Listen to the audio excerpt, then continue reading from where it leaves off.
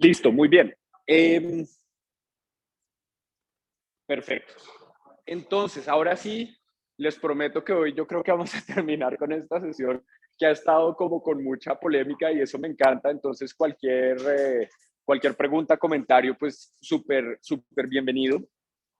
Pero nos habíamos quedado más o menos aquí, ¿cierto? Habíamos empezado a buscar cuáles eran esos detalles del Beveridge Report, ¿cierto? Ese reporte que va a servir como base y como guía para construir el estado del bienestar en Inglaterra después de la Segunda Guerra Mundial. Entonces, habíamos mencionado, digamos, estos 6 puntos fundamentales para el esquema, ¿cierto? El primero es que debería garantizar digamos, ese mínimo de subsistencia de la mayoría, de todas las personas dentro de Inglaterra, un mínimo de subsistencia, obviamente, que va a estar definido no solamente económicamente, sino también cultural y socialmente, eh, para entender, ¿cierto? Y poder definir cuáles son las condiciones de vida digna mínimas que deberían tener todas las personas. El segundo, un poquito más polémico, ¿cierto? Que mencionamos aquí, es esa contribución, esa tasa de contribución que sería igual a todas las personas independientemente de su ingreso, ¿cierto? Igual que ese beneficio sería independiente del ingreso de las personas, esta contribución también. La idea de la unificación eh, administrativa, digamos, de la responsabilidad, de que la responsabilidad recaiga solamente sobre un ente administrativo, sobre una autoridad, y que las personas no tengan que estar yendo y viniendo por todo el país tratando de recoger algunos beneficios, ¿cierto? Eh, Ideal, obviamente, que los beneficios fueran adecuados, ¿cierto? Que sean lo más comprensivos posibles, lo más completos posibles, que abarquen la mayor cantidad de aspectos de la vida social, económica posible, etcétera. Y obviamente que haya unas herramientas de clasificación importantes. Daniel nos compartió unos podcasts que todavía no he logrado escuchar, Daniel, lo siento mucho, pero que se los puse en el Moodle también. Daniel nos cuenta que en esos podcasts hay unas discusiones muy interesantes acerca de la forma en que clasificamos la pobreza, ¿cierto? Entonces, yo se los puse ahí en el Moodle, en el espacio del módulo 1. No sé, Daniel, si nos quieras contar alguna otra cosita sobre esos podcasts, además de recomendárnoslos enormemente. Yo prometo que los voy a escuchar muy pronto. Y yo sé que si Daniel nos los recomienda, pues yo se los puedo recomendar a ojos cerrados. Entonces, no sé si nos quieras contar algo como para... Pues digamos que son los podcasts de primera clase, los comentaristas que escuchan el primer podcast, pues es que vienen los primeros minutos, porque inicia como con un discurso del director del BNP, del director del BNP, parece una entrevista, pero no lo es. Entonces lo que hace es analizar cómo el BNP se ha encargado de llevar esta reforma del sistema al sistema 4. Y básicamente este sistema creo que está realizado al principio de la clase este semestre, ¿no es cierto? Y es como a partir de las estadísticas, pues, se puede realizar política pública y las cuestiones económicas. Y simplemente esta base de datos de posibles beneficiarios de programas sociales.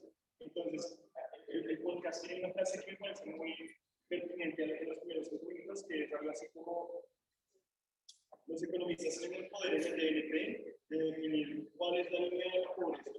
Y aunque parezca una cosa simple, pues dependiendo de dónde se defina esa línea, depende de quiénes obtienen algunos beneficios sociales y quiénes son excluidos de los beneficios del Estado. Entonces, pues detrás del sistema 4 es tratar de analizar todas las estadísticas de, por ejemplo, hogares con bajos ingresos.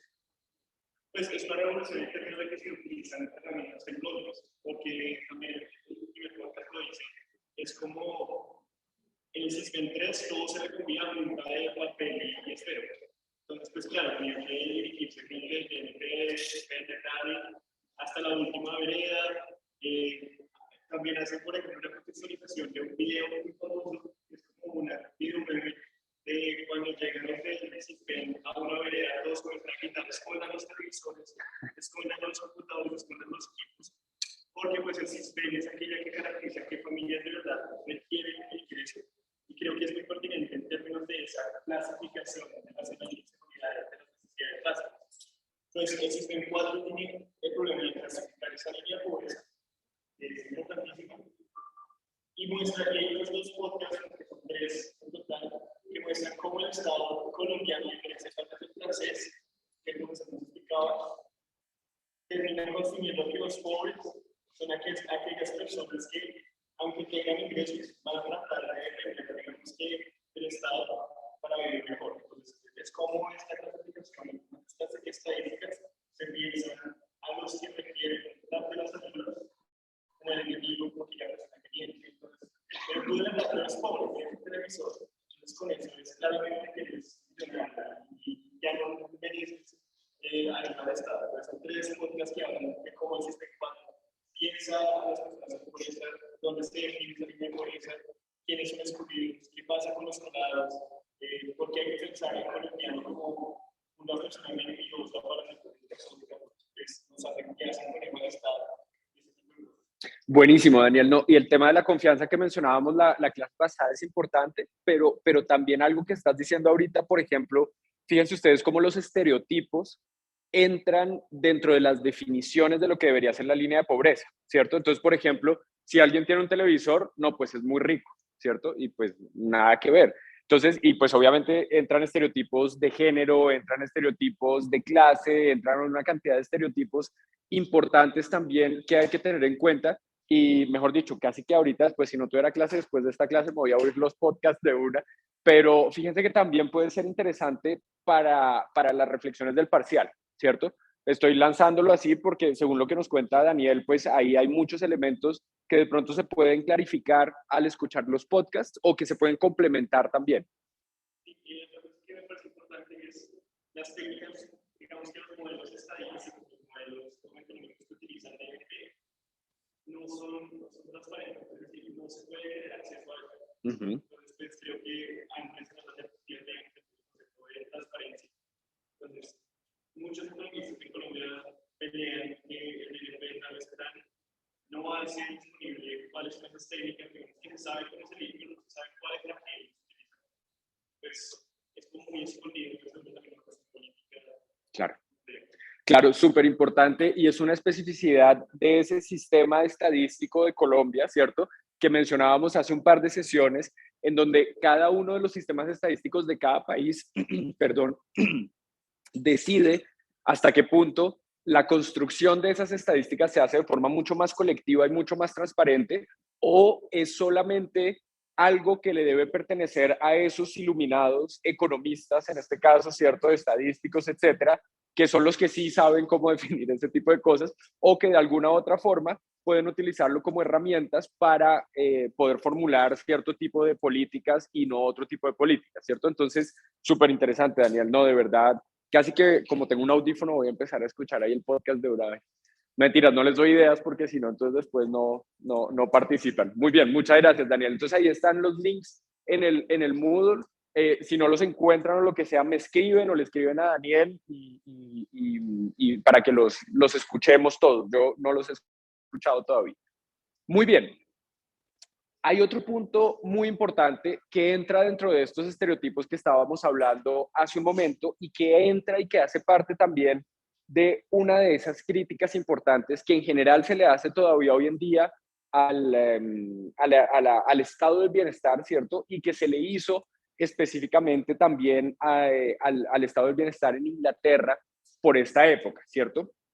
Y es que es esa idea, digamos, de que las personas de alguna u otra forma van a preferir vivir de las ayudas del Estado, de los beneficios del Estado y más o menos dejar de trabajar, volverse perezosas, no tener incentivos, ¿cierto? Es esa crítica mucho más conservadora que nos dice, bueno, lo que estamos haciendo con esto es simplemente un gasto enorme a la sociedad porque no solamente estamos desangrando las finanzas del Estado, sino que al mismo tiempo estamos quitándole esos incentivos a los individuos para que trabajen, etcétera, ¿cierto? Es el discurso, pues, digamos, conservador de toda la vida, ¿sí o no? De toda la vida, Ala. Y lo mismo va a pasar en Inglaterra con respecto a esas ayudas para las contingencias excepcionales, ¿cierto?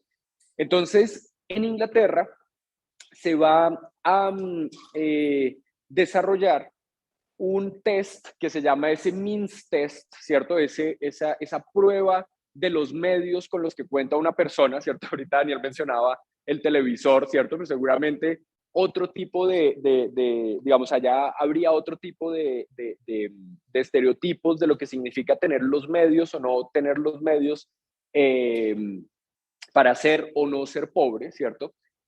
Que va a ser muy estricto y que digamos, quiere tratar de responder a esa crítica que les estaba mencionando ahorita, más conservadora, de decir, es que hay gente que simplemente se va a echar a las petacas, ¿cierto? Y va a empezar a vivir de las ayudas del Estado. Recuerden ustedes que las ayudas del Estado en Inglaterra no eran algo totalmente nuevo.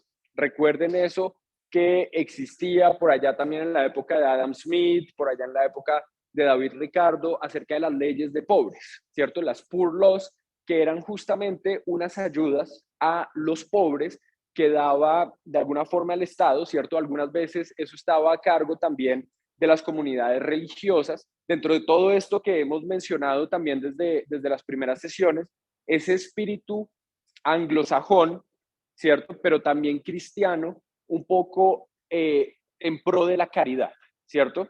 Que es distinto, o sea, obviamente una cosa es la caridad cristiana, ¿cierto? Anglosajona, etcétera, y otra cosa son los derechos que uno como ciudadano puede tener a unos beneficios que le da el Estado.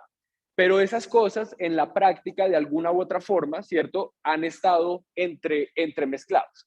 Entonces, aquí, eh, para, esas, eh, para esas leyes de pobres, justamente ese tipo de means test, ¿cierto? De pruebas para probar cuáles son los medios económicos y sociales que tenía una persona, habían estado prohibidos justamente para no caer en ese estigma del pauperismo, ¿cierto?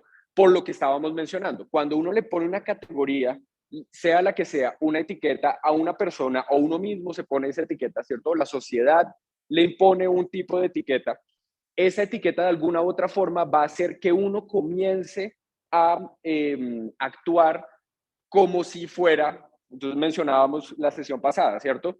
Pobre o como si fuera autista o como si fuera anoréxica, también ese tipo de enfermedades con lo que les estaba contando, con los estudios de Ian Hacking, por ejemplo, o de Michel Foucault también, con toda la historia de la medicina, por ejemplo, nos hemos dado cuenta que ese tipo de etiquetas que desde la ciencia le ponemos a las personas nos clasifican en algo que nos empieza a hacer actuar como ese algo, ¿cierto? Como ese tipo de personas.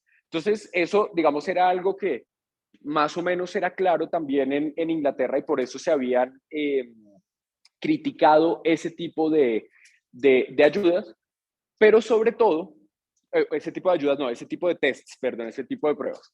Pero sobre todo, a partir de este reporte de Beveridge, era muy importante que estas ayudas para contingencias adicionales, las personas las sintieran como, had to be felt to be something less desirable than insurance benefits, ¿cierto? Tendría que ser algo que no es necesariamente deseable, ¿cierto? Sino que es algo que se hace solamente en un momento de contingencia y que se va a tratar de salir lo más rápido posible de esa contingencia. Entonces, como si esas ayudas excepcionales fueran algo que socialmente no estuvieran tan bien vistas, ¿cierto? Como para hacer un tipo de presión importante a que las personas puedan salir de esas ayudas lo más pronto posible. ¿Listo? Felipe. Sí, y John, perdón, que tenías una pregunta. Si quieres, John, primero que...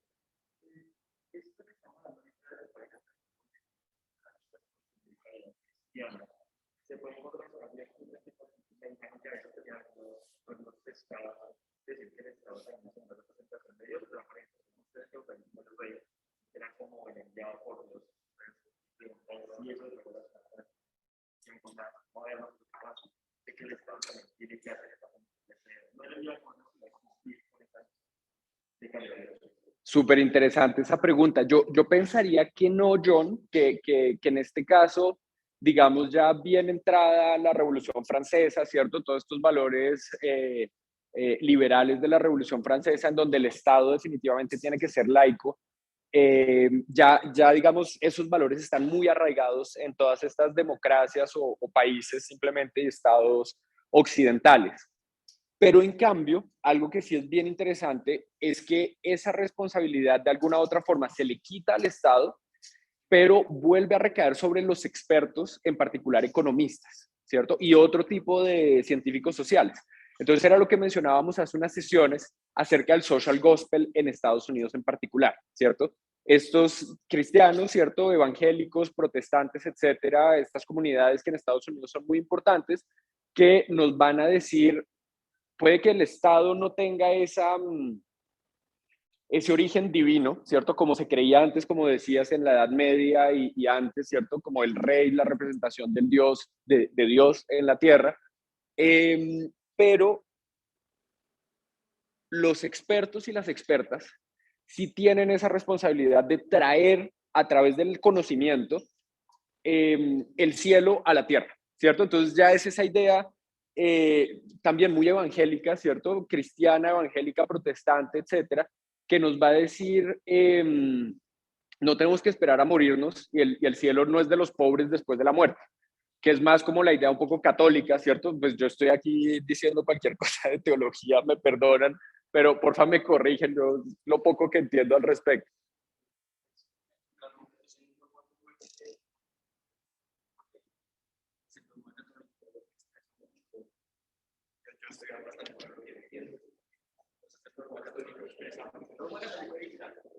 Expresa mucho que la pobreza es algo de forma positiva. Ajá. Sí, porque pues es refleja humildad. Exacto, se confunde con la humildad. Sí, o sea, el pobre será el reconocer. Y lo que refleja es que si tú eres pobre, es porque Dios te está poniendo a prueba. Pues tú no debes tratar de cambiar porque Ajá. Exacto. No eres pobre y logras salir de la pobreza. Es porque Dios te eligió y te creyó lo suficientemente apto como para abogar. Claro. Eso desde el punto de vista de los individuos, ¿cierto? Pero cuando estamos hablando de los expertos entonces van a entenderse con esa responsabilidad entonces de que a través del conocimiento, no solamente a través del esfuerzo individual, etcétera, sino a través del conocimiento, podemos construir unas sociedades que reflejen lo que sería el cielo, el paraíso, lo que sea en la tierra para no tener que esperar a morirnos para irnos al cielo, sino traer el cielo a la tierra a través del conocimiento y de la razón, simplemente. Claro, claro, claro. Exactamente, exactamente. Pero el Estado sí definitivamente en ese caso está clarísimo que es laico. Exactamente, sí, pero sin que las iglesias tengan exactamente, una incidencia directa en el Estado. Exactamente. ¿Tú tenías otra pregunta o no, Felipe? Sí,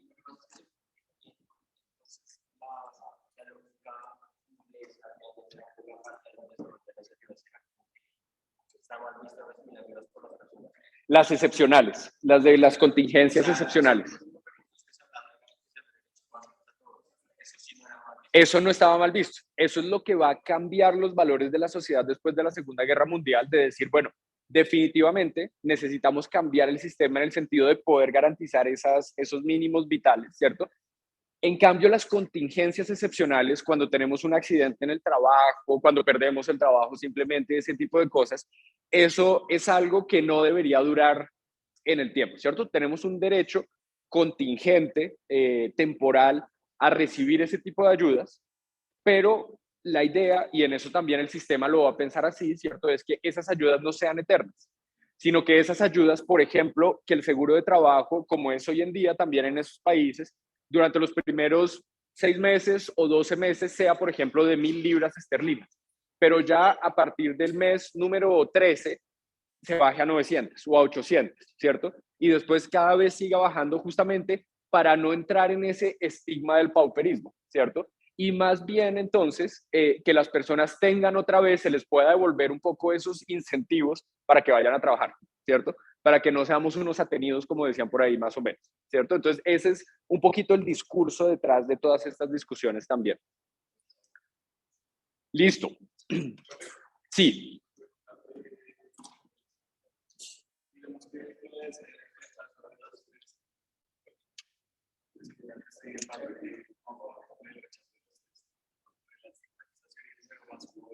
Limitar el acceso a esas ayudas estatales, que era lo que proponía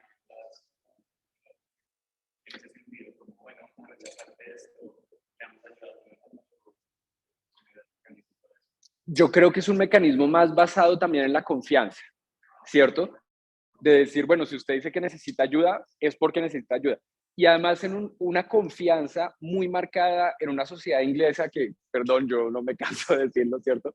Sobre todo en la época es una sociedad altísimamente clasista, ¿cierto? En donde obviamente se nota la clase nada más al caminar y al vestir y al hablar y todas estas cosas, ¿cierto? Entonces, pues obviamente, pues Lord, no sé qué cosas, no va a llegar allá a decir necesito ayuda porque le van a decir no, mi Lord. O sea, simplemente por pura, ¿cómo se llama eso? Vergüenza o yo qué sé, el Lord pues ni siquiera sabe dónde queda esa oficina de ayuda, ¿cierto? Él está en su estratosfera, pues en su jockey club o yo no sé dónde, ¿cierto? Entonces, yo creo que esos son como los mecanismos sociales súper interesantes, fíjense. Y probablemente también el tema de la confianza de alguna u otra forma.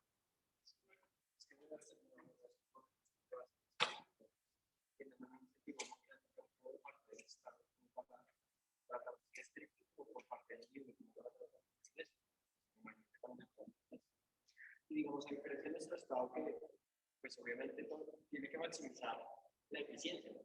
En este caso, que lo que busca es, busca mentirosos, cree que los mentirosos. Entonces, no lo quiere a nadie, es claro. eficiencia. Pues los ingleses, cuando lo quieren a todos, pues maximizan la eficiencia siendo rigurosos. Claro, claro.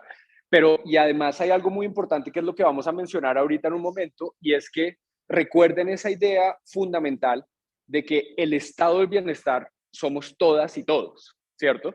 No es el estado por allá como ese estado impersonal que solamente es una burocracia ya con unas instituciones rarísimas, sino que desde el principio, Beveridge y los ingleses en general, ¿cierto? Nos van a decir, aquí necesitamos defender esa idea de que la responsabilidad del bienestar no solamente es de esa institución, sino que nosotros y nosotras hacemos parte de esa institución y que tenemos parte importante de responsabilidad para lograr ese bienestar. Entonces, todo ese tipo de cosas, obviamente, eso es imperfecto, ¿cierto? Yo aquí no estoy diciendo que la confianza sea totalmente perfecta, que no vaya a haber colados tampoco, ¿cierto? Que no vaya a haber personas que definitivamente logren engañar al Estado por alguna otra razón. Pero todo eso tiene que hacer parte de esos cálculos que hacemos en el momento en que instauramos un estado del bienestar, ¿cierto? Cuando implementamos o construimos un sistema como el Transmilenio o el metro en algún momento, ¿cierto? De Bogotá, de aquí a quién sabe cuánto tiempo, tenemos que contar con que va a haber personas que se van a colar, ¿cierto? Definitivamente. Y eso pues no, digamos, no tiene por qué poner en tela de juicio todo el sistema, ni mucho menos la viabilidad financiera del sistema, ¿cierto? Entonces, digamos que todo eso de alguna u otra forma tiene que ponerse de manifiesto. Ustedes saben, por ejemplo, en algunos países, hablando del Transmilenio, ¿cierto? Países como Holanda, como Bélgica, como Alemania, el transporte público no tiene barreras para entrar, ¿cierto? Y se parte del supuesto de que, y uno no tiene que validar el tiquete al entrar, ni mucho menos, depende de las ciudades, depende del lugar, pero se parte del supuesto de que usted está pagando, ¿cierto? Y si no está pagando, bueno, pues hay unos mecanismos de multas o lo que sea, pero si no también se entiende pues que por alguna otra razón se tolera que usted no está pagando por alguna otra razón, ¿cierto? Entonces, todo eso hace parte, no es que no haya colados en Alemania tampoco, aunque cada vez que llegan los controladores, pues uno se da cuenta que todo el mundo saca su tarjetica y que todo el mundo más o menos ha pagado, ¿cierto? Pero todo eso se tiene en cuenta dentro de este sistema, que haya colados o que no haya colados, pero sobre todo otra vez partimos del supuesto de que las personas están pagando por el servicio, porque entre otras cosas pueden pagar por ese servicio, ¿cierto? Porque está esos ingresos eh, mínimos de subsistencia de alguna otra forma están garantizados, ¿cierto? Ya sea a través de transferencias directas, porque esto no son solamente transferencias directas, ¿cierto? Sino también es a través de la provisión de bienes públicos a los que todas las personas pueden acceder, ¿cierto? Salud, obviamente, pero también educación, bueno, parques, bibliotecas, todo lo que se nos ocurra, ¿cierto? Entonces, eso es importante. Primero, ¿en qué, perdón, Felipe?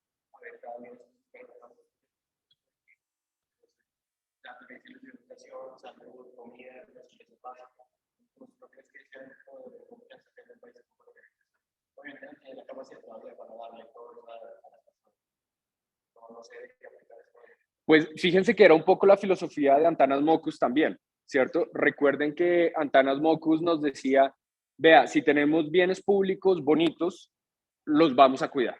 Si tenemos cualquier bien público de cualquier forma, cierto, feo, un tipo de transporte público malo, etcétera, pues no nos va a importar y lo vamos a poder romper más fácilmente. En cambio, si tenemos algo bonito, en general, moralmente, los individuos nos vamos a sentir obligados también moralmente a cuidarlo simplemente colectivamente, ¿cierto? Entonces yo creo que eso es un poco también de lo que Mocus trató de hacer en general en Bogotá. Eso creería yo que se puede entender por ese lado. Es más como,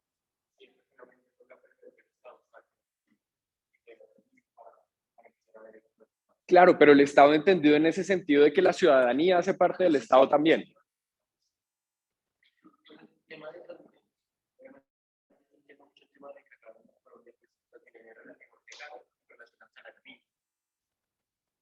Pero yo siempre he pensado que estas cosas, estas buenas políticas que se construyen y que mandar más personas para que estén preparadas a crear que pase, es funciona.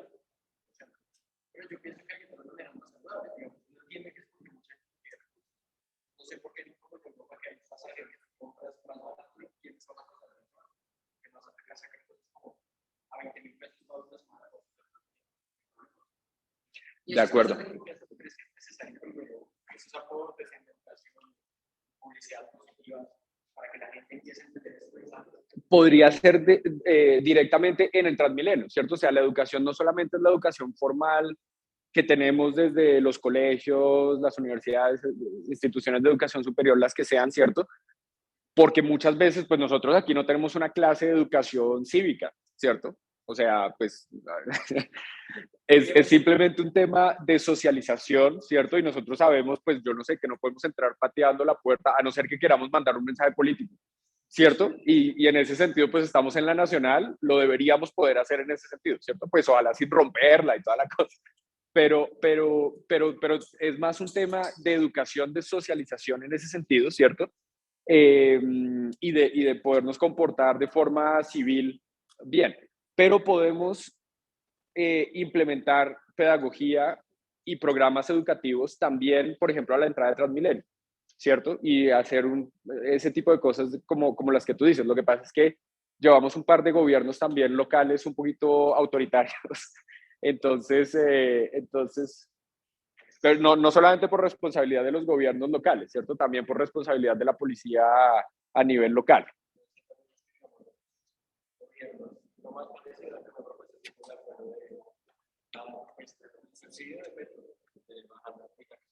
Ajá. Y pues horas. Sí. Pero lo que te digo, esos incentivos a confiar en la gente no están. Sí. O sea, yo creo que uno debe darle la oportunidad a la gente de mostrar que la gente es mala. De acuerdo, de acuerdo.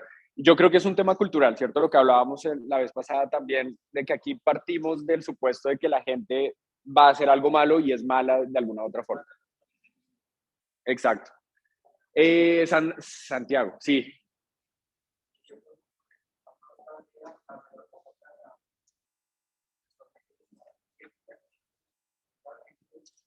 No alcanzamos, no alcanzamos, pero todas las observaciones son súper bienvenidas.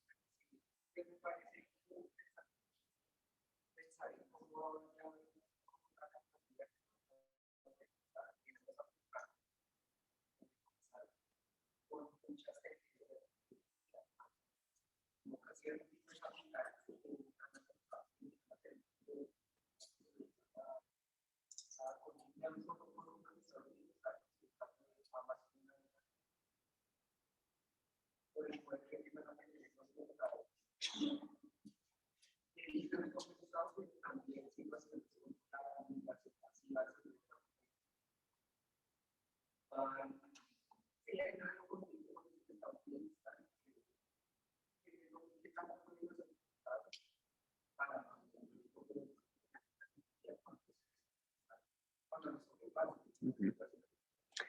Ahí hay dos cosas bien interesantes. La primera es que más adelante vamos a hablar de los años 70 y de eso que llamamos, entre comillas, el neoliberalismo, ¿cierto? Y de unas críticas a no solamente el estado de bienestar, sino también a la misma función de experticia de los y las economistas dentro de la organización de la economía y del Estado, etcétera. Entonces vamos a tocar un poquito eso para ver algunas críticas también a esto.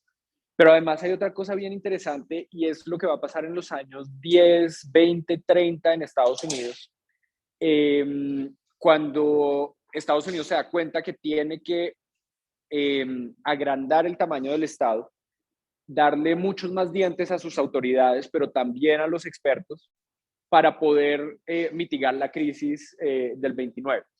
Y se da cuenta que la estructura de la economía en Estados Unidos ha cambiado con respecto a la estructura de la economía, por ejemplo, inglesa, en donde en particular en Inglaterra se tiene, digamos, un sistema un poquito más competitivo en muchos sectores de las industriales, digamos.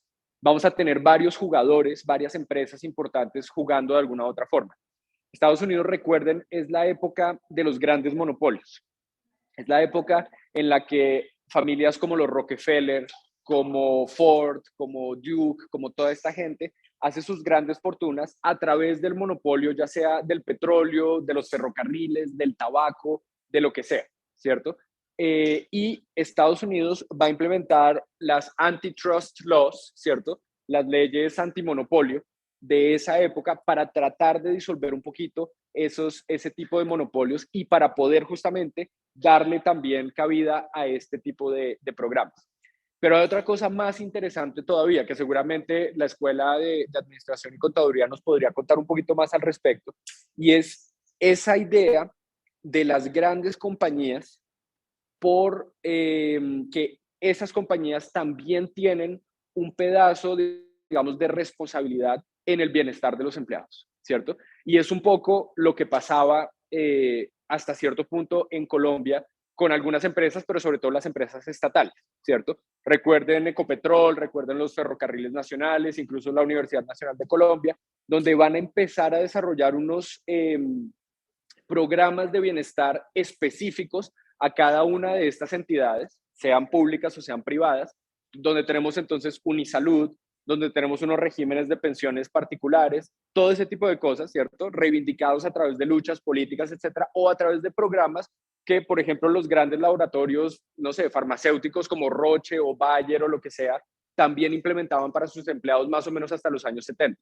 Entonces, fíjense que ahí también va a haber un tema de decir, esa responsabilidad del bienestar es del Estado, el Estado somos todos y todas, pero además las grandes empresas tienen también esa responsabilidad de ofrecerle a sus empleados las cajas de compensación, todo ese tipo de cosas, ¿cierto? Entonces, ahí se van mezclando una cantidad de cosas y de alguna u otra forma a los individuos, a los ciudadanos nos llegan, ¿cómo decirlo?, factores de bienestar casi que de todos esos lugares. Entonces, eso también es algo interesante que seguramente, como decía, en administración nos pueden contar un poco mejor toda la historia de eso también, por ejemplo.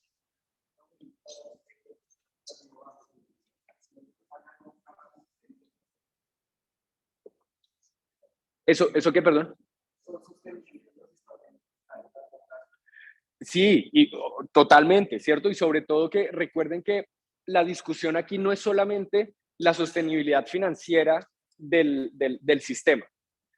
Aquí lo que está en juego también es la sostenibilidad política y social del sistema, ¿cierto? Es decir, este tipo de sistemas nos pueden dar esa estabilidad. Recuerden lo importante de la estabilidad macroeconómica, social, política, para que podamos tener una sociedad no solamente digna, ¿cierto?, sino suficientemente estable que nos ayude a ocuparnos de otro tipo de problemas más allá de los problemas fundamentales económicos, materiales, pues, por decirlo de alguna forma. Entonces, todo esto es más que un proyecto económico, es un proyecto político de construcción de una sociedad particular. Entonces, yo creo que definitivamente son sostenibles en el tiempo, ¿cierto? Pero más que ser sostenibles, son absolutamente fundamentales en ese sentido, y la historia lo ha demostrado, ¿cierto? Obviamente siempre va a haber unas críticas importantes, entonces siempre va a haber pedazos del sistema que se van a quebrar, como Colpensiones, ¿cierto? O no Colpensiones, el sistema de pensiones en Colombia, por ejemplo, y por eso ahora estamos dando la discusión que llevamos dando desde hace 20 años acerca de ese sistema de pilares y todo ese tipo de cosas, que definitivamente hay que ir reformando. Pero ir reformándolo no necesita que se va a tener que desmontar totalmente o que es insostenible, sino que entre otras cosas también hay que buscar cuáles son esas prioridades que tiene el Estado o no, ¿cierto? Y se supone que desde 2016 estamos en una Colombia distinta, ¿cierto? Con unas prioridades distintas, en donde podríamos pasar algo de recursos hacia la guerra, ¿cierto? Hacia otro tipo de programas distintos para cambiar también esa nueva sociedad que queremos a partir de 2016, ¿cierto? Entonces, fíjense que obviamente hay una cuestión económica importante, financiera, si ustedes quieren, ¿cierto?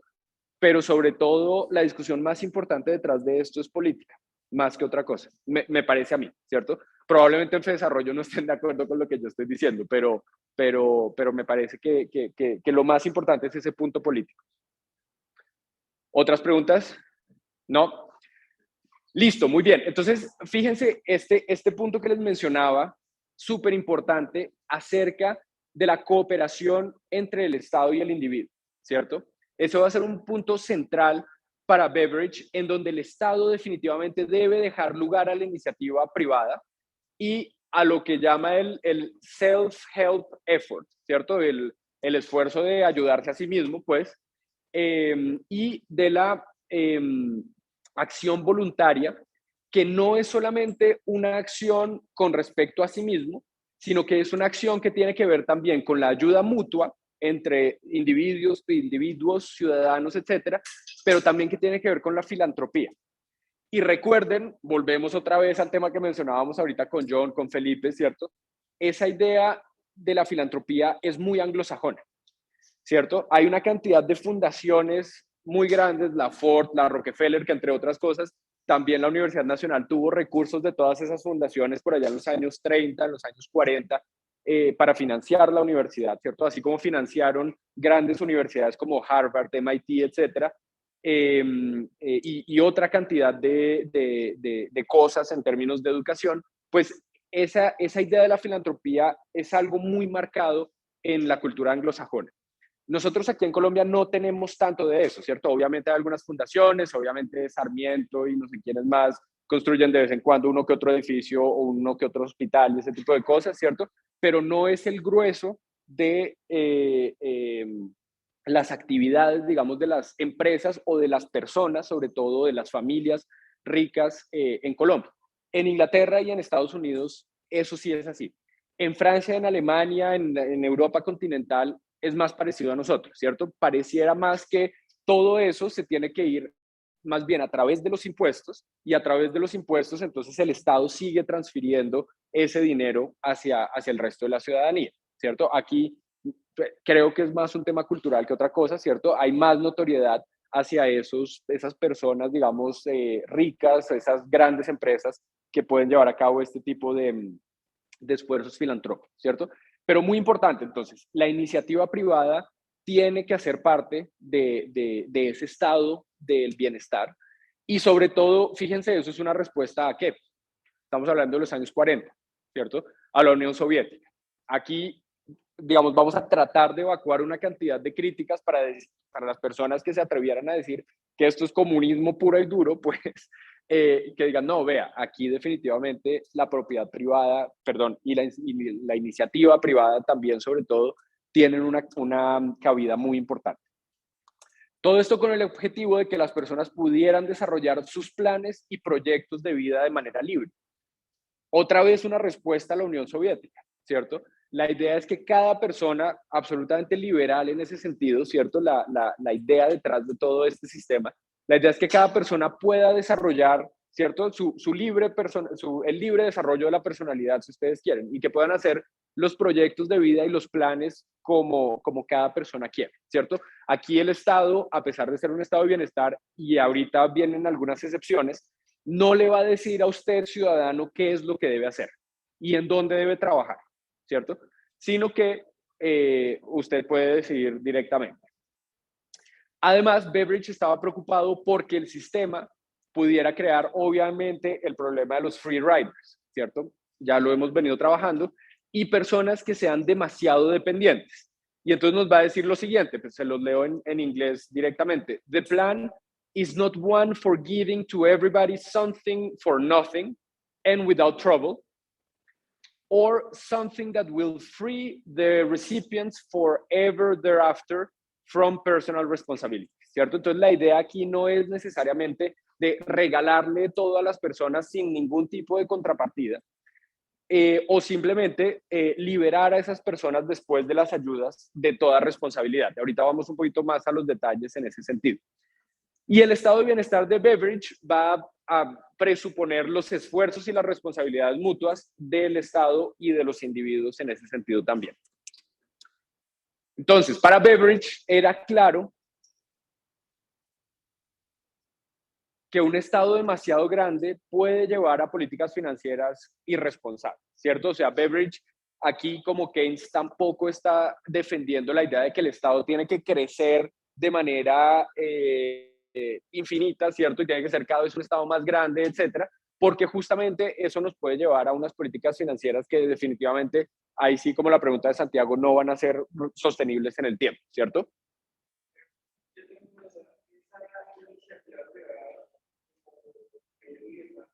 Venía acompañada de parte del Estado para que generaran unas iniciativas privadas, así como en el campo colombiano o donde existen esos derechos.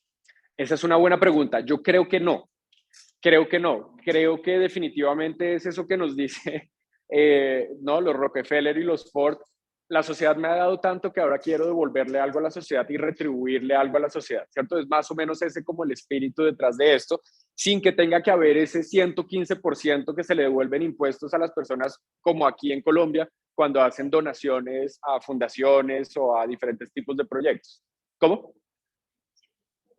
Sí, sí, sí, sí. O sea, terminan ganando, terminan dejando de pagar impuestos y aquí en Colombia, y aún así no se hace casi, ¿cierto? Ya sea para financiar el deporte, para financiar proyectos culturales, hay una cantidad de, o proyectos sociales, obviamente, y programas sociales, hay una cantidad de programas en ese sentido. Yo creo que no, puede que me equivoque, ¿cierto? Puede que hubiera algo de esos incentivos, pero creo que, como decía hace un momento, el peso cultural es más importante, de esa idea de notoriedad también, de prestigio, de que la Rockefeller Foundation este año donó no sé cuánto, $1.000 millones, ¿cierto? A diferentes programas y a diferentes universidades, etcétera, que entre otras cosas, por eso es que esas universidades gringas hoy en día todavía son tan ricas, ¿cierto? Porque es esa época de los años 30, 20, incluso los 40, cuando estas grandes fortunas les dan esas riquezas a las universidades que se llaman los endowments, ¿cierto? Y esos endowments es dinero que en la época, no sé, eran $10 millones, $20 millones, que hoy en día las universidades siguen invirtiendo y siguen dándole la vuelta, y por eso las universidades gringas, a pesar de todo lo caras que son, no viven necesariamente de las matrículas, sino de esos intereses y de esas inversiones que siguen utilizando con esa plata.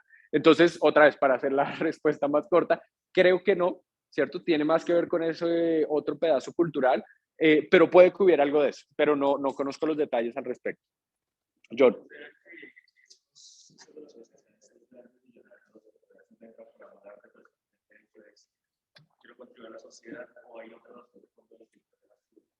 Eso es súper interesante y eso está súper estudiado también en la literatura, sobre todo en la sociología de las ciencias, porque todo este tipo de donaciones, por ejemplo, que se hicieron a la educación y a la investigación, no era directamente con un objetivo, por ejemplo, de adoctrinamiento, ¿cierto?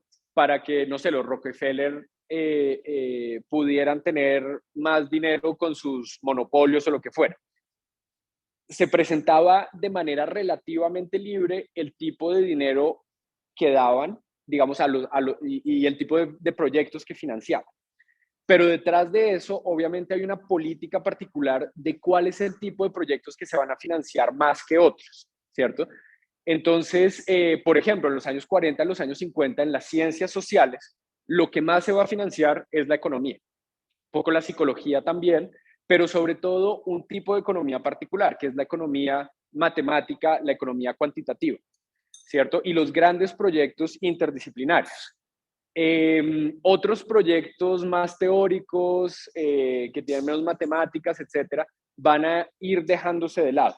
Entonces, de alguna forma, a pesar de que no haya un adoctrinamiento y de que no le digan a usted, vea, yo le doy la beca de la Rockefeller, pero usted tiene en su tesis de doctorado que defender que los monopolios es la forma más eficiente de organizar la economía, no iban a decir ese tipo de cosas, pero sí iban a financiar ciertos proyectos, ciertos departamentos de economía y de ciencias sociales, ¿cierto? Más que otros, y eso de una u otra forma va a tener en el largo plazo unos efectos importantes en la manera en que organizamos las ciencias, ¿cierto? Y las ciencias sociales en particular, en la manera en que organizamos las prioridades de qué significan las buenas preguntas de investigación, las preguntas legítimas de investigación y cuáles vamos desechando.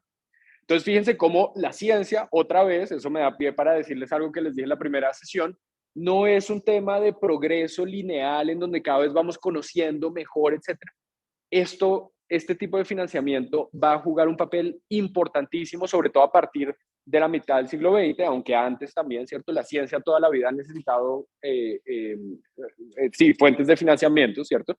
Y a partir de este momento, los proyectos científicos y de investigación van a empezar a costar cada vez más dinero, incluso en economía, ¿cierto? Entonces vamos a empezar a hablar de millones de dólares, ¿cierto? Y bueno, y de ahí para arriba. Entonces, digamos que directamente no va a haber una forma de influenciar los resultados de la ciencia o las preguntas, pero indirectamente sí va a haber una incidencia importante. Eso es súper, súper interesante. Pero sí,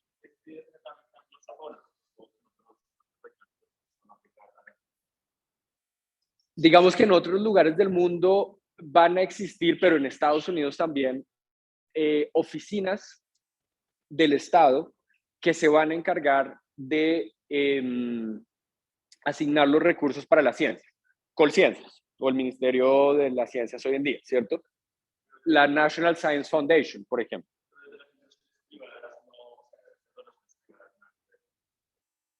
A veces sí, a veces digamos que están ligadas, ¿cierto? Hay algunas, por ejemplo, incluso aquí en Colombia, hay algunos recursos que vienen de fondos privados que pasan por Colciencias o por el Ministerio de las Ciencias, y que van a parar en investigaciones o en programas de educación o lo que sea. Entonces, a veces sí, ¿cierto? Pero ahí, por lo menos desde el punto de vista formal, pareciera que los privados le dejaran la decisión de qué es lo que se investiga a ese tipo de autoridades de ciencias nacionales, del Estado, ¿cierto? Eso no es tan claro. Obviamente hay unas negociaciones, como en todo, en donde hay recursos y plata, etcétera, en donde hay unas directivas para decir, vea, unas directrices más bien para decir, vea, nosotros les damos, no sé, 5.000 millones de pesos, pero esos 5.000 millones de pesos tienen que estar invertidos en estas líneas de investigación. Entonces, hoy en día, ¿cierto? Bioeconomía, diversidad, todo ese tipo de cosas. ¿Listo? O biodiversidad, etc. ¿Qué horas son? Creo que ya pueden ser como las 10:20. No, pero cada vez hablo más. Tienen que decirme, hagamos una pausa. Entonces, pausa de 5 minutos, ¿les parece? Tomamos.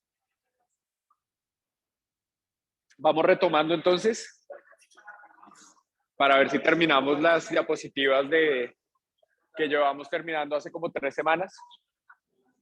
¿Sí? ¿Todo bien? ¿Todos y todas están aquí conmigo? Sí, perfecto. Bueno, muy bien. A ver si logramos terminar esto que les llevo prometiendo 3 semanas que terminamos y nada. Pero bueno, entonces nos habíamos quedado aquí, ¿cierto? Para Beveridge era claro que un Estado demasiado grande puede llevar a políticas financieras irresponsables, pero además fíjense esto, cada individuo debe tener deberes que son exteriores, ¿cierto? Que son hacia el exterior, que tienen que ver con las contribuciones que hace al sistema, y también unos deberes interiores que tienen que ver con la acción voluntaria de poder no solamente colaborarle a otras personas, sino colaborarse a sí mismo, ¿cierto? Help himself o herself, como dirían los ingleses, para poder obtener mayor bienestar, ¿cierto? Entonces, esos son como los deberes del individuo. Pero además, esto simplemente resume lo que ya hemos discutido varias veces, el Estado no va a ser el proveedor monopolístico del bienestar. Esta idea del bienestar de Inglaterra no significa que ahora todos los hospitales, todos los colegios, todas las universidades sean y deban ser necesariamente estatales y proveídas por el Estado, sino que aquí otra vez, recuerden ustedes, también hay cabida importante a la iniciativa privada, ¿cierto? Y si en algún momento hay algunos servicios que definitivamente los privados pueden ofrecer por alguna razón, ¿cierto? De forma también más eficiente, etcétera, pues la puerta está abierta también para ese tipo de provisiones por parte del Estado. Entonces nos va a decir Comine, que es un historiador del pensamiento económico también, comentando estas ideas de Beveridge, lo siguiente: The role of the state lay in the construction and maintenance of social security.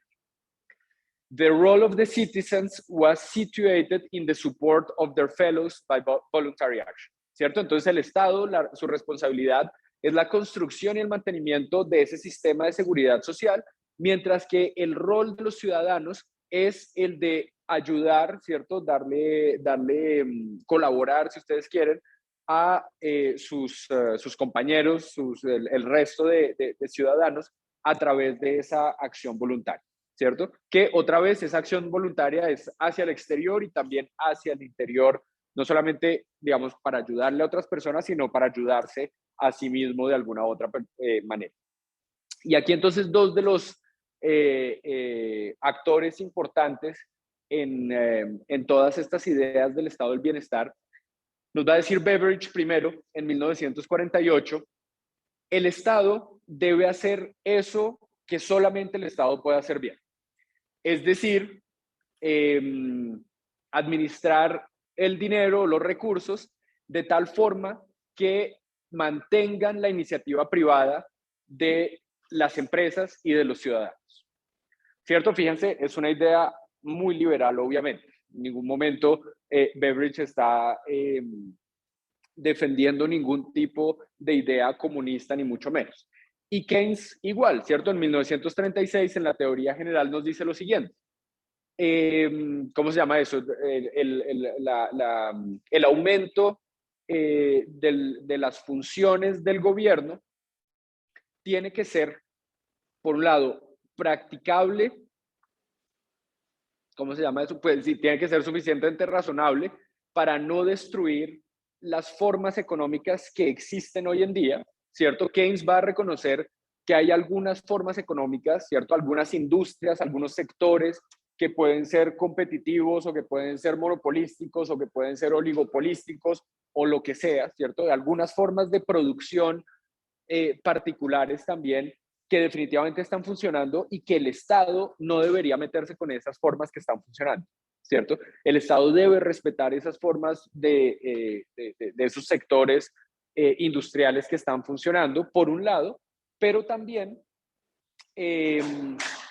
justamente que el Estado pueda garantizar ese Estado que estamos implementando a partir de los años 30, ¿cierto? Y sobre todo a partir del reporte Beveridge. Ese Estado no solamente no debe destruir esas formas económicas que están funcionando, sino además debe dejarle vía libre a esa iniciativa privada para que pasen otras cosas también a partir del ¿qué fue lo que dije esto? Del aumento de las funciones del Estado, ¿cierto? Entonces, fíjense, pues nada que ver con ningún tipo de políticas comunistas, ni mucho menos. Pero Keynes va a expresar algunas preocupaciones con respecto al reporte de Beveridge, ¿cierto? Keynes va a acompañar el reporte. Beveridge y Keynes van a tener una correspondencia muy importante a lo largo de su vida. Al principio Beveridge no era muy keynesiano, ¿cierto? Que Beveridge era más cercano del London School of Economics y de Lionel Robbins durante los años 10, 20, etcétera, y poco a poco, al hablar con Keynes, empieza a irse un poco más hacia el lado keynesiano, ¿cierto? En términos de teoría económica, en términos también políticos. Pero a Keynes le va a preocupar justamente lo que a ustedes también, algunos de ustedes han preguntado, ¿cierto? ¿Esto es sostenible o no? ¿Cierto? ¿Hasta qué punto financieramente esto es sostenible en el mediano plazo? Entonces, va a ser como una de las pocas críticas que Keynes va a hacer, va a sembrar la duda, ¿cierto?, de si eso puede pasar o no, pero de todas formas, más adelante, Keynes mismo va a evacuar su crítica y va a decir, bueno, pero igual no nos importa que esto pueda tener algunos problemas financieros en el mediano plazo, porque de todas formas, más adelante, recuerden las posibilidades económicas de nuestros nietos, la sociedad, de alguna u otra forma, esta sociedad liberal que se sueña Keynes y que estamos construyendo desde finales de la Segunda Guerra Mundial y desde antes, ¿cierto? Va a haber podido resolver todos esos problemas materiales económicos de aquí a un par de generaciones. Y todas estas preguntas que nos estamos haciendo hoy acerca de los detalles de cómo hacemos para financiar estos problemas o estos programas más bien sociales, pues no van a tener cabida, ¿cierto? No van a ser importantes, no van a ser suficientemente, digamos, los vamos a ver resueltos ya, ¿cierto? Y nos va a decir Keynes, esto lo vamos a lograr, si ustedes quieren, casi que a punta de voluntad y a punta de querer soñarnos esa sociedad que ya no se preocupa por los problemas materiales, ¿cierto? Es una posición obviamente muy liberal, obviamente hablando totalmente desde el privilegio, ¿cierto? Como, bueno, pero ¿y tú por qué te preocupas por los ingresos si es que en algún momento todos vamos a tener ingresos? Coma ala, ¿cierto? O sea, le falta el ala carachas, ¿cierto? Al pobre Keynes aquí. Nos está diciendo, vea, si enfrentamos el futuro con timidez y como arrastrándonos, pues obviamente vamos a tener lo que merecemos, ¿cierto? Si somos tímidos, etcétera, y pensamos que definitivamente toda la vida vamos a ser pobres, pues toda la vida vamos a ser pobres, nos está diciendo Keynes, más o menos. Pero en cambio, si marchamos con confianza y con vigor, los hechos van a responder. Se pueden reír, o sea, frescas, sí, es Keynes, el gran maestro Keynes y todo lo que queramos, ¿cierto? Pero pues lo que está diciendo, lo está diciendo otra vez desde el privilegio, ¿cierto? Desde una posición de élite de Inglaterra, y pues él piensa pues en esa época que definitivamente, o sea, eso nos refleja también la creencia de Keynes acerca del capitalismo, ¿cierto? Para decirnos, vea, si logramos salvar el capitalismo con este tipo de programas en este momento, el capitalismo, así como en los últimos 150 o 200 años, nos ha llevado a un estado de progreso que hace 200 años no hubiéramos podido soñar. Dentro de 80 años, de forma muy acelerada, nos va a llevar a un progreso todavía más importante, ¿cierto? Obviamente, pues aquí todavía no pensábamos en los problemas, no de forma clara y fundamental, ¿cierto? En los problemas medioambientales, por ejemplo, y en otro tipo de problemas que hoy en día, pues, son muy importantes para nosotros, de sobrepoblación, todo este tipo de cosas, ¿cierto? Pero entonces fíjense lo que nos está diciendo Keynes, que claramente nos muestra la fe, básicamente, que va a tener en el capitalismo nuestro amigo John Maynard Keynes. Pero además de eso, a partir de la Segunda Guerra Mundial, ¿cierto? Y a partir un poco de los años 30, pero sobre todo con la Segunda Guerra Mundial, iba a decir la tercera, no, se va a consolidar esta idea del pleno empleo.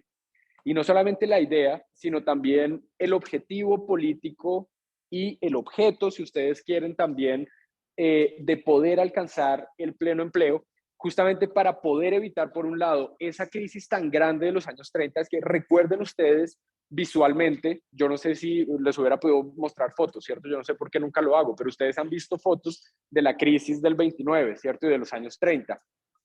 con filas larguísimas de personas buscando empleo, ¿cierto? Que no lo encuentran durante años y años, ¿cierto? La tasa de desempleo manteniéndose muy alta en Europa y sobre todo en Estados Unidos. Recuerden que Estados Unidos es, digamos, una de esas economías en donde lo más importante es que el empleo de alguna u otra forma esté funcionando, ¿cierto? Si la tasa de desempleo es muy bajita, todos los gringos están contentos, ¿cierto? Se empiezan a preocupar muchísimo cuando la tasa de desempleo empieza a subir un poco más allá del 5%, ya eso empieza a ser inaceptable para Estados Unidos, mientras que en Europa una tasa del 5, del 6, del 7, del 8%, por ejemplo, en un país como Francia, es una tasa más o menos aceptable, ¿cierto?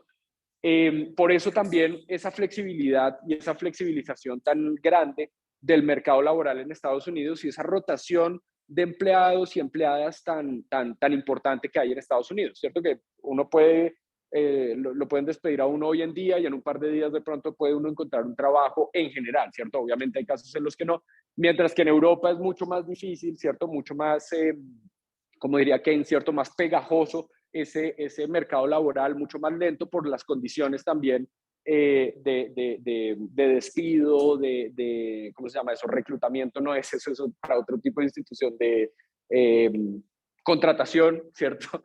Para los trabajadores, etc. Pero entonces es a partir de este momento, sí, Felipe.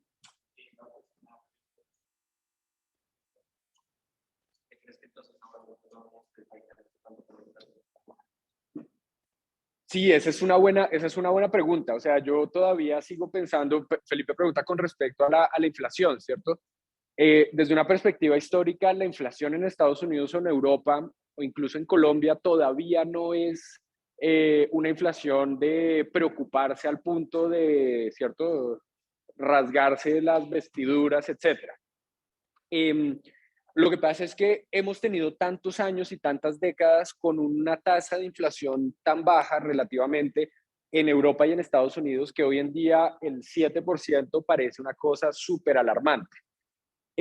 Recuerden ustedes que los economistas también de los años 30, de los años 40, de los años 50, 60, no es que hubieran estado en favor de la inflación, ¿cierto? Keynes nunca habló a favor de la inflación, pero Keynes decía, es mejor, es más deseable tener un poco de inflación en lugar de tener deflación. Eso sí está clarísimo para Keynes, ¿cierto? Pero además de eso, eh, en esa época estaba el fantasma todavía de la hiperinflación alemana. Recuerden, 1000% anual en los años 20 en Alemania, una economía totalmente destruida, una sociedad destruida, etcétera, después de la Primera Guerra Mundial. Hoy en día parece más, para responderle a Felipe, ¿cierto? Como un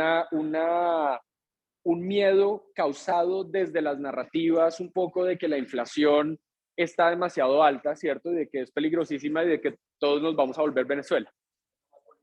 Yo pensaría eso, sí. Yo, por el momento, creo que hay unas explicaciones muy plausibles, muy razonables de por qué tenemos tasas de inflación importantes en el mundo en este momento, que tienen que ver primero que todo con la pandemia, ¿cierto? Con unos cuellos de botella en la producción que se generaron en estos 2 años de pandemia, en donde tuvimos unas crisis de producción muy importantes. La gente no podía ir a trabajar a producir ciertos productos en los que necesitamos todavía estar en las fábricas, ¿cierto? Para producir, y eso crea unos cuellos de botella muy importantes. Hay unas leyes de oferta y demanda que hacen subir los precios de diferentes mercancías, de diferentes bienes de capital, etcétera, que se ven reflejados necesariamente también en el aumento, digamos, de los precios generalizados, ¿cierto?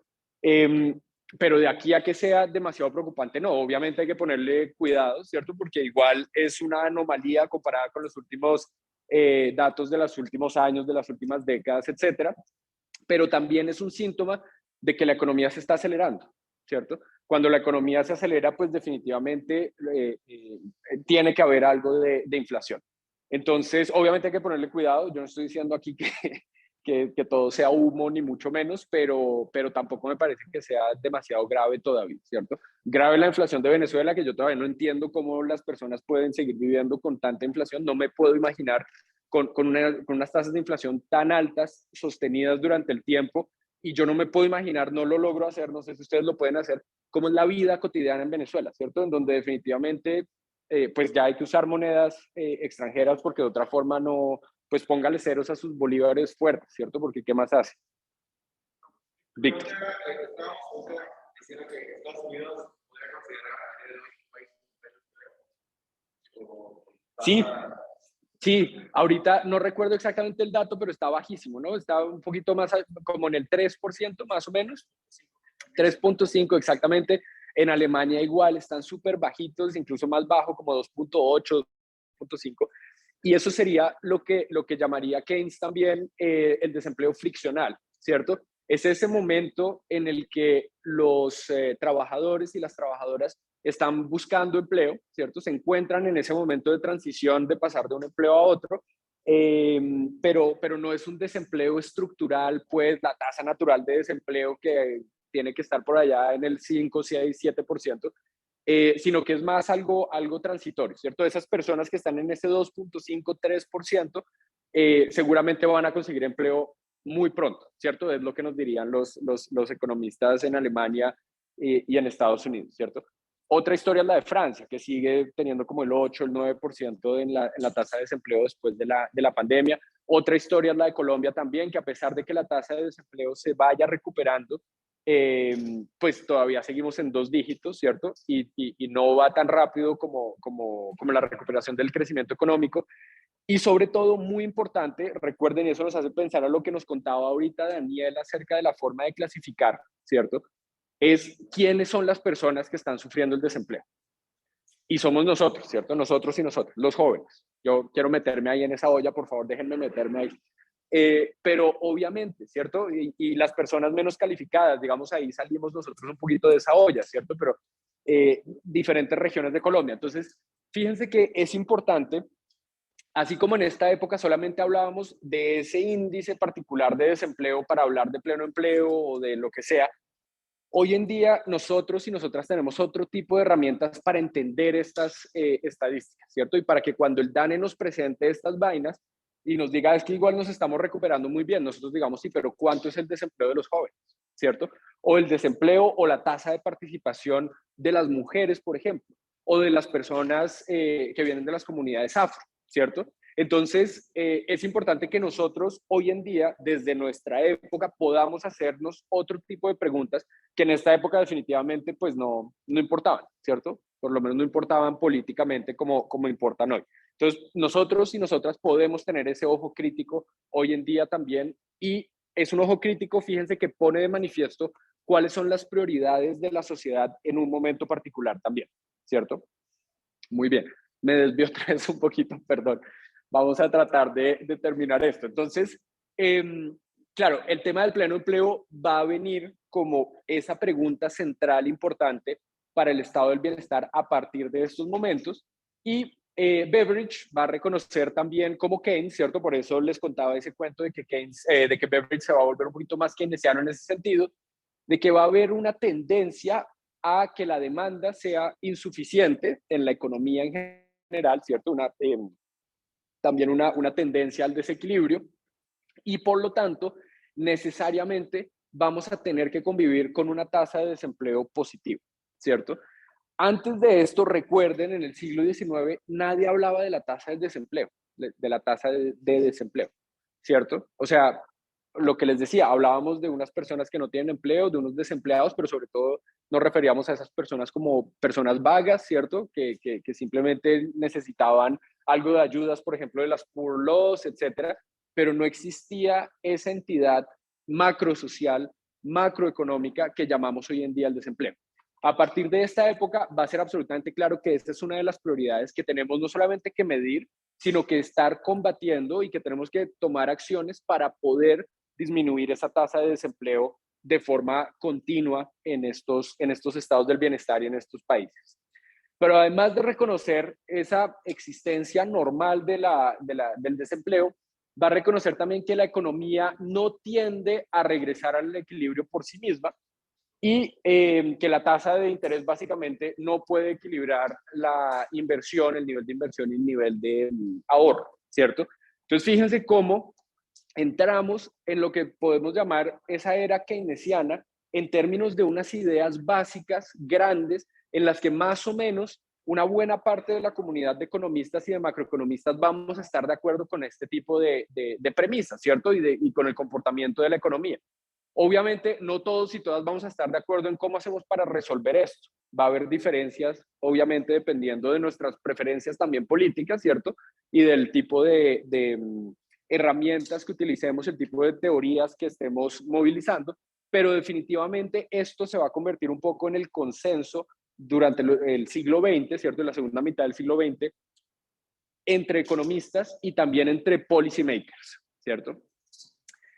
Y nos va a decir Beveridge lo siguiente también, perdón, le sigo leyendo en inglés, pero es que creo que me queda más fácil que ponerme a traducir ahí como súper raro, ¿no? It must be a function of the state in future to ensure adequate total outlay and by consequence to protect its citizens against mass unemployment. Entonces ya Beveridge en 1944, fíjense que explícitamente le está dando la responsabilidad al Estado de prevenir el desempleo, ¿cierto? Esto es responsabilidad del Estado y no solamente de los individuos. Entonces, fíjense que es un liberalismo bien interesante, no es como, bueno, si quiere trabajo, vaya y trabaje, ¿cierto? Como decía Macron hace un par de años allá en Francia, y decía, pero la tasa de desempleo subió, usted está desempleado, pues atraviesa aquí la calle, allá consigue trabajo, venga, lo acompañe. No sé si vieron esa escena, ¿no? Pero es más o menos esa idea de, como ese hashtag que a mí me ofende un poquito de trabajo sí hay, ¿cierto? Y es como, vaya y busque el trabajo que sí hay, lo que pasa es que usted no quiere trabajar. Es como un poquito raro, pero bueno, eso es otra cuestión. Aquí lo importante es que el Estado va a tener esa responsabilidad explícitamente de prevenir el desempleo en la sociedad. Y tiene que haber definitivamente una responsabilidad también de socializar la demanda efectiva, ¿cierto? Entonces Beveridge va a proponer la creación de un Consejo Nacional de Inversión que tenga los poderes para obtener inteligencia, para dar asistencia y para regular la inversión pública y privada, eh, pública y privada, ¿cierto? De las dos formas. Y nos va a decir lo siguiente: unemployment in the individual case, en el caso de cada individuo, need not last for a length of time exceeding that which can be covered by unemployment insurance without risk of demoralization, ¿cierto? Entonces la idea es que en el caso individual también ese momento de desempleo no dure tanto tiempo, ¿cierto? Como al punto, digamos, que las personas se desmoralicen, se sientan mal, etcétera. Fíjense que aquí también hay una preocupación por el individuo humano, ¿cierto? Por decir, es que aquí no estamos hablando solamente de empleados, desempleados, empresas, etcétera, o cifras, sino que nos estamos dando cuenta de que hay unos factores psicológicos importantes también. Si un individuo dura mucho tiempo en desempleo, probablemente se va a sentir inútil socialmente, inútil económicamente, etcétera, y puede caer en el riesgo de la desmoralización, ¿cierto? Hoy podríamos hablar, no sé, de problemas de depresión, otro tipo de cosas. Entonces, fíjense cómo el estado del bienestar va más allá de esos temas económicos y se mete también en esos problemas más humanos de las personas a las que quiere otorgarles un poco más de bienestar. Además de esto, vamos a empezar a tener otro tipo de concepciones. Sí, Sebastián.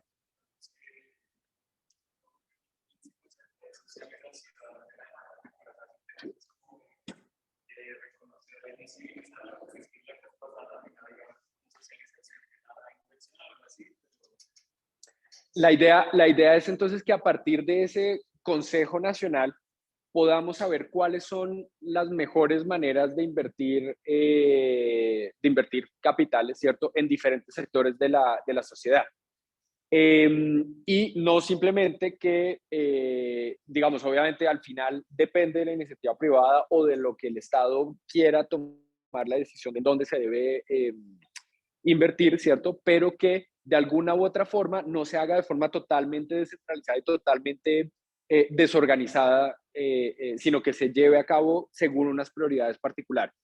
Tiene que ver más que todo con eso, ¿cierto? Entonces, no nos vamos a poner a invertir en comprar una cantidad de aviones de guerra, ¿cierto? En Colombia, si no los necesitamos. Si en cambio este consejo nos dice, vea, ¿por qué no invierte más bien, no sé, en educación o simplemente en hacer aspas del río para darle empleo a 3.000 personas para bajar la tasa de desempleo o yo qué sé, ¿cierto? Ese tipo de cosas. Sí. Quizás hacer algo, o sea, la reconocimiento. Porque es que sí, como que de nuevo, socialización de la demanda efectiva. Así es como lo llaman ellos, ¿cierto? Tanto Keynes como Beveridge. Obviamente no es socialización en ese sentido, digamos, más socialista de decir esto ahora pertenece al Estado, sino es más bien, sí, como de darlo a conocer, pero también de ver que todos y todas tenemos una responsabilidad para recuperar esos niveles de demanda efectiva que nos permitan bajar los niveles de desempleo. ¿Cierto? Que no es que simplemente podamos invertir en lo que se nos dé la gana y ya está, como empresas, como Estado, como individuos, etcétera, sino que existen unas prioridades particulares, esa es la parte, digamos, como más social del tema, a las que les debemos poner atención casi que inmediatamente, ¿cierto? Para después poder pasar a otro tipo de cosas. Muy bien. ¿Cuánto tiempo tenemos? Yo oigo ruido ya. ¿6? Bueno, vamos a terminar esta diapositiva, ¿cierto? Y la próxima clase vamos a terminar esta sesión. Entonces, fíjense que esta idea del pleno empleo nos va a traer también otro tipo de problemas y otro tipo de ideas que van más allá del problema puramente productivo, ¿cierto? De aumentar la producción, de aumentar el crecimiento, de disminuir el desempleo.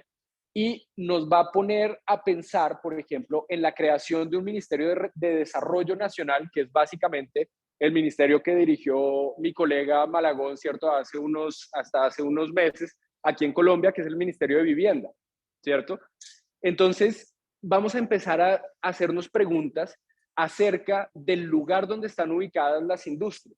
Eso va a ser importante para poder entender también y desarrollar un plan de uso de suelo, que eso para nosotros hoy en día es absolutamente normal, intuitivo, etcétera, ¿cierto? Pero hasta ese momento no era tan claro. ¿Dónde está la vivienda? ¿Cuáles son las posibilidades de transporte que tienen las personas, los y las trabajadoras para poder llegar hasta esas industrias o no? ¿Cierto? Entonces, fíjense cómo esa idea del bienestar sigue siendo cada vez más englobante y nos empieza a decir necesitamos unas condiciones de vivienda dignas, pero también unas condiciones de transporte dignas en donde las personas no les pase lo que les pasa aquí a las personas en Bogotá, que tengan que perder su vida en un Transmilenio, ¿cierto? O sea, mejor dicho, durar 4 o 5 horas diarias de ida y regreso en los viajes de Transmilenio o de lo que sea, ¿cierto? Pero además de eso, pensar en programas de entrenamiento y de capacitaciones adecuadas y relevantes para los jóvenes, ¿cierto? Fíjense que eso todavía hoy en día nos sigue pareciendo absolutamente relevante, importante, etcétera. Endurecer también las condiciones de los beneficios para las personas cuya situación de desempleo perdura por tiempos prolongados. Entonces era lo que mencionaba hace un momento acerca de que si el seguro de desempleo el primer mes nos da 1.000 euros, ¿cierto? O 1.000 libras esterlinas, dentro de 6 meses ese seguro de desempleo se baja a 900 y dentro de 12 meses se baja a 800, etcétera, ¿cierto? Para poder ir endureciendo ese tipo de beneficios. Y obviamente poder garantizar la protección de libertades fundamentales, pero aquí con una pequeña advertencia, digamos. Lo primero es que definitivamente para Beveridge va a ser muy importante la libertad de culto, la libertad de expresión y la libertad de cátedra, más o menos, ¿cierto? Esa va a ser como la libertad más importante que va a querer defender Beveridge. Lo segundo es, obviamente, la libertad de asociación, la libertad de escogencia, de ocupación y de administración de su ingreso personal, pero con algunas excepciones en casos en que el Estado definitivamente necesite disminuir la tasa de desempleo y que tenga que decirle a las personas que están desempleadas, vea, definitivamente si no está consiguiendo empleo en lo que a usted le gusta, pues vaya y lleva 1 año, 2 años tratando de encontrar empleo, no lo encuentra y la situación de la tasa de desempleo sigue aumentando y sigue agravándose, pues entonces vaya y trabaje en esto particularmente, que es donde le pudimos conseguir un empleo, ¿cierto? Y también en el caso de la libertad de asociación, fíjense, si tenemos problemas importantes de desempleo, pues vamos a restringir un poco esa libertad de asociación, por ejemplo, de los sindicatos, para decir, ustedes en este momento nos están creando unas rigideces importantes en el sistema de trabajo, en el mercado laboral, entonces necesitamos disolver de alguna u otra forma este tipo de asociaciones. Y con esto termino, ¿cierto? Para Beveridge, lo más importante del mensaje va a ser el siguiente, ¿cierto? La sociedad existe para el individuo, no el individuo para la sociedad, ¿cierto? Primero, lo más primordial, lo más importante es el individuo y alrededor del individuo es que construimos esa sociedad, pero en función del individuo. ¿Listo? Y ya termino y la próxima clase, si quieren, hablamos de todas estas cosas. Muchas gracias.